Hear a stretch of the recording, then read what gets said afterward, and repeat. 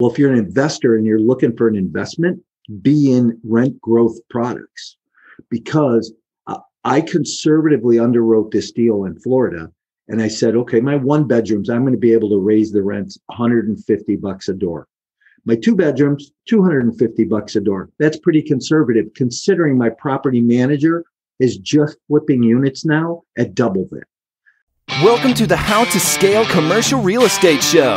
Whether you are an active or passive investor, we'll teach you how to scale your real estate investing business into something big.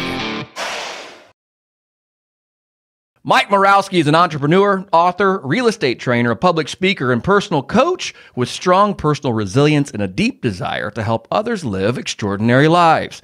Mike, welcome to the show.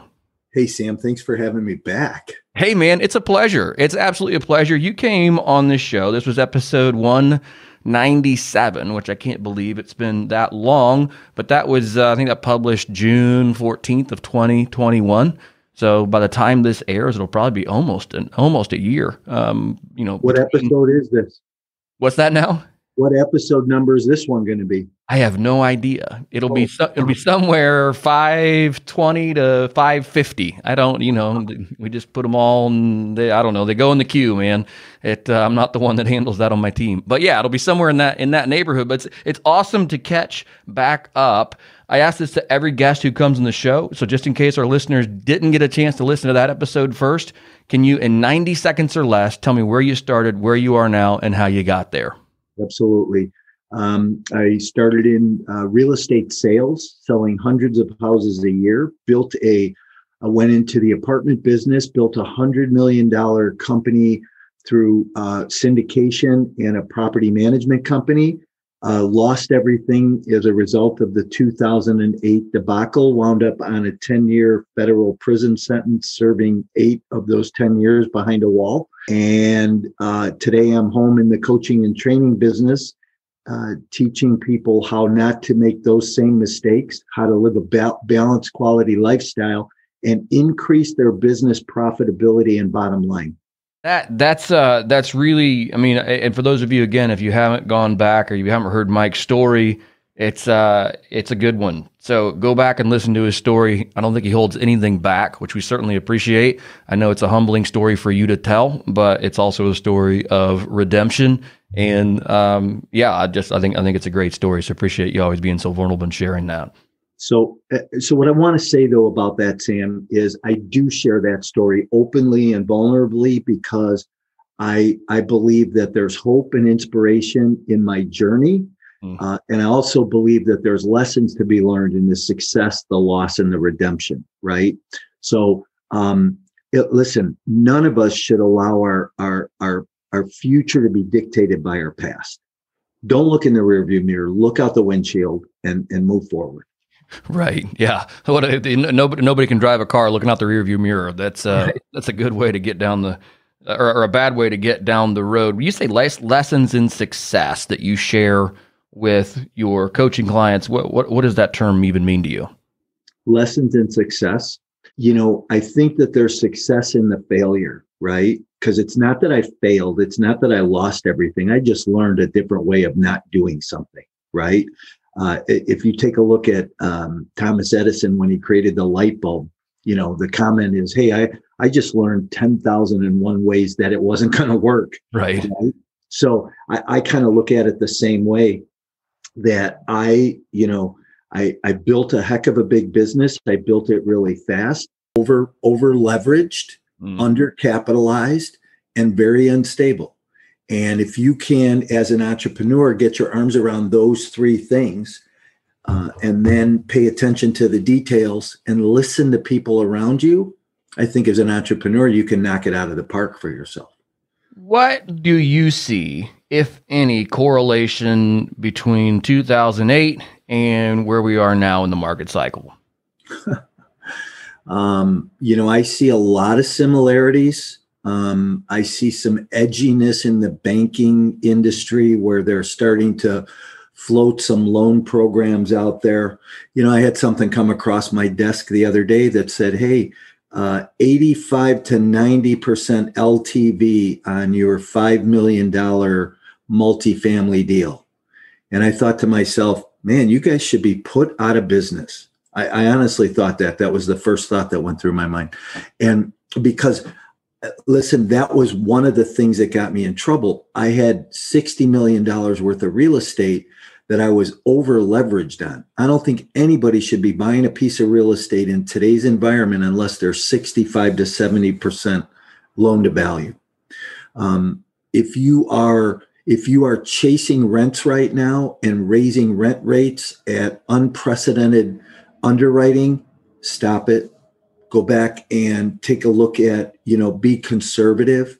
This market's going to change. There's going to be a shift. I see a lot of people growing really fast, buying big assets for lots of money and buying multiple assets for lots of money. And one of the things that caught me was I grew too fast. This is a marathon. It's not a sprint. And I think that if you're not looking at those things, there's going to be a change in the housing market. We're going to see foreclosures appear like we haven't seen them in the last 7 or 8 years, but they're coming back.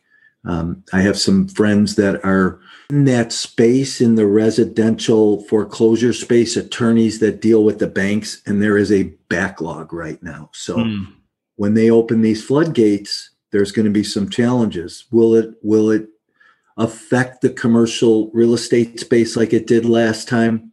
Sam, I don't know, but last time I didn't think it was going to affect the commercial real estate space either. So, yeah, and I'm with you. There's a lot of obviously uncertainty. A question I always like to ask guests on the show is, what's something you're curious about? And more often than not, and I probably don't ask it as much anymore because the answer is always like, I'm just curious, and what's going to happen with all of this? I mean, we've printed just an unbelievable amount of money.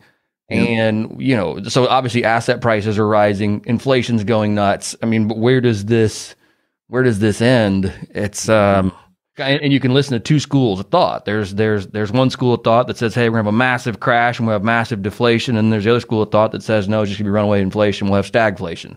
Like neither one of them's good. Nobody's saying, oh, there's a bright, rosy future ahead. So it's that's not the story I'm hearing from either camp, but I'm really curious for you, what are you guys doing? Because you mentioned here, growing really fast was maybe a mistake you guys had made. You were over levered.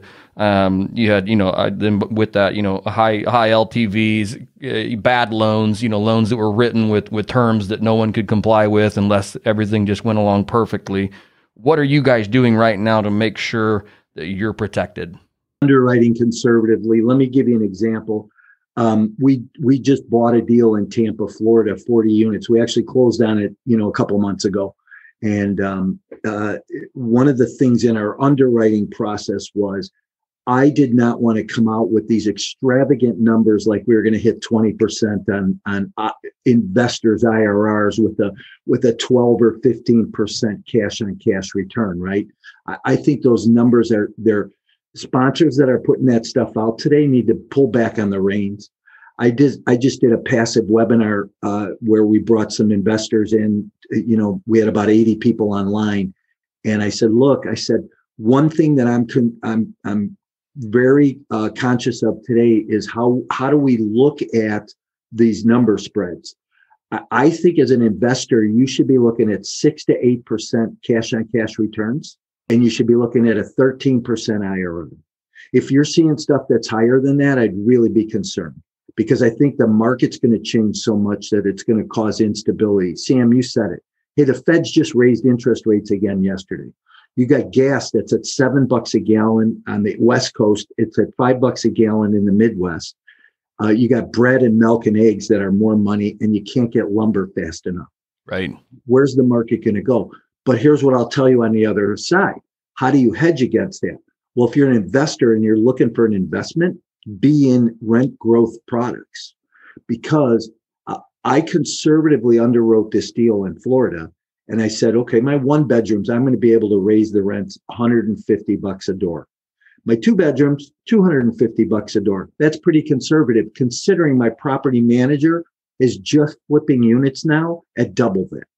So anybody who got involved in that deal is going to see a much better return on their investment that changed the numbers to like a 20% IRR. It's silly money, right? So it's silly money. And I guess the idea is that you underwrite it in the potential worst case scenario. I guess that's what I'm hearing, because, hey, if you promise investors a 6% cash on cash and that's what you delivered, okay, no one can get upset. But if you promised them 15 and you gave them 6, then everybody's upset. I mean, is that the idea behind that, or is there more to it? Yeah, I'd like to under promise and over deliver for sure. And does that mean that I don't get as many investors as fast as I possibly could if I was promising a 20%? Sure, because people are still of the old school. But I have friends that have been in the business 25, 30 years doing the same thing. And they've pulled back so far right now. I got one buddy, they're raising capital and they're paying their investors a 5% preferred return. And that's it, no equity in the deal. So as an investor, they're going out to the hedge funds, they're going out to the pension funds, and they're bringing capital in and they're paying a 5%, no equity in the deal. And they're doing 50% debt, 50% equity on the deals. So when you do the math like that, you say, wow, we could probably deliver a better product, a better return. And of course, those are, A-class products, fresh built, cost a little bit more money. But you can buy this product now when you have those types of terms and your equity investors. There's just safety in that, Sam. There really is. And that, that would be for a capital raiser. That would be amazing if I could find capital that just wanted a 5% preferred return and no equity. I mean, that sounds like, monster institutional money that is just desperately seeking yield more than our everyday investors, maybe that you and I work with. Yeah, for sure. And then what you can do is you don't have to play around with your exit cap rate, right? I mean, you can say, okay, so if this deal trades out at 6 in 7 years from now, I'm okay. Right. Because if the market shifts enough, because to try and keep cap rates compressed at 2 and 3% right now, you might find yourself in a tough spot come 5-6 years from now. Well, that's exactly right. I mean, there's the argument that cap rates, regardless of where interest rates go, there's this argument that cap rates will still stay low, even if the cost of capital is greater than what your going in cap rate is, because they have the potential to value add, they have the potential to raise rents, they can do all this stuff that will then inflate that cap rate, obviously to a number that makes sense upon stabilization. If I even said that correctly, and if I didn't, you can get on here and send me snide remarks on YouTube. But even with that, there comes that other market dynamic that I think people are missing, which is, can the people afford the higher rent rates? Can they afford the per square foot price in a building that's more? I mean, at some point, if the economy takes a complete, goes to a complete bath, people just aren't going to have the liquidity to go out and just keep paying a 20% annualized rent bump. Does that sound fair? And that's what happened to me last time. People, jobs got lost, businesses got closed, people moved home, people moved out, they doubled up. My occupancy dropped, my NOIs ran wild off the chains, and I couldn't pay my bills. And we went back with some deals mitigated with the banks, got lower interest rates, got principal knocked off. We got, and it still wasn't enough, and couldn't do it on every deal. But we tried on a few, and it just testing the water, it didn't even work then. So this goes back to, if you've got a cap rate on a deal right now that's a terminal cap, and you're projecting you're going to get out of this deal in 6 years at a 3 or a 4, and that thing runs wild and you're at a 6 in 5 years from now, you're screwed. Right. So except for the guys that stood by and said, hey, I'm going to buy some of this stuff when it goes crazy again. Right.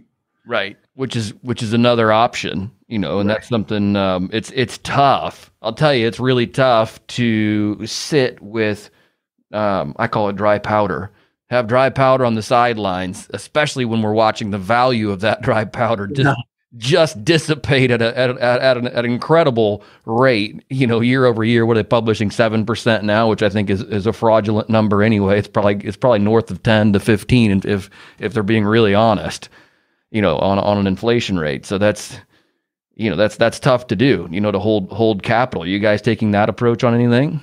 Yeah, I'm not a real advocate on sitting on capital on the sidelines. I think you should deploy it. It doesn't work for you on the sidelines. I think that there's ways to deploy it to make it work for you. But I'm of the opinion that you have to keep your capital at work. Don't right. At a 1/4% or 0.5%, or even taking advantage of the overnight swap. You can't make any money that way. Yeah. What have I heard? What did somebody tell me once? That scared money don't make no money. That's right. I think that's what you're telling me here, Mike. Tell me about something that you are currently excited about. What's something we've talked kind of, doom and gloom, worst case scenario. What's something you go, man, I'm pumped about this. Summer in the city, Sam. I live in Chicago. Summer's coming. Nothing like a bike ride on the lakefront. Nice hot summer day in the sun, watching the boats. It's a nice day. Man, that sounds great. Chicago's one of my favorite cities, especially there along the lakeshore. That's a pretty place to be. So come out, hang out one weekend, and we'll find some fun things to do for sure. Absolutely. We can get into a lot of trouble there in Chicago. Tell me on a business front, what's something that you're looking forward to that you said, man, this is an initiative we're undertaking, or this is maybe somewhere we see, good opportunity? Yeah, I told you when we jumped on this morning that I'm getting my arms around this again. And, I'm raising capital to do deals. And, I just, I had another investor make a commitment this morning, and that excites me right now because I've been out of the game for a while, right. But now back in the game, helping other people grow their multifamily business and then partnering with them as well. It's just been a great venture for me, right? To get back in the game. Like my one buddy says to me all the time, he goes, man, I know you're going to knock it out of the park. And that's not the objective or the goal. The objective and the goal is really to help other people grow and for them to knock it out of the park. Zig Ziglar always said that if you help enough other people get what they want, you'll ultimately get what you want. But for me, the exciting thing is to raise capital today. And, my goal this year is to raise a couple $1 million in capital and buy another 500 units. And, for our group to push the envelope forward a little bit this year. I love it. Mike, thank you for taking the time to come on today. I don't know if we got a chance last time to chat about your book. I think that's behind you. Exit Plan is your book, isn't it? Right. I wrote Exit Plan because everybody, all the trainers and coaches, some great trainers and coaches in the marketplace that I've learned from even, everybody teaches you how to buy a deal, find a deal, get in a deal, operate it. Nobody teaches you how to get out. Nobody teaches you where to maximize your profit. Your guests could go download a free copy of that book. They can go to my website at mycoreintentions.com/free and grab a copy of Exit Plan. There's a couple other things out there that they could explore, multifamily fundamentals. And if you're a passive investor, 27 must-ask questions of a sponsor. Jump in. It's a great game. It's really growing, and I don't see any reason to not stay really connected and involved over the next several years. I love it. Mike, if our listeners want to get in touch with you or learn more about you, what is the best way to do that? Track me down on social media for sure. I hang out on LinkedIn, Instagram, any place you get your fix, that's where I'm at. And always trying to throw some great content up there. Even somebody even said to me the other day, man, I can't believe you're even on TikTok. But direct message me. I love to network. So message me there or send me an email at mike@mycoreintentions.com. I love it. Yeah, you're absolutely active on LinkedIn, which is where I spend most of my time. I'm always like, man, there's Mike again. He's always putting something out there. So well done, sir. I certainly appreciate it. Thank you again for your time. Sam, have a great day. Thanks.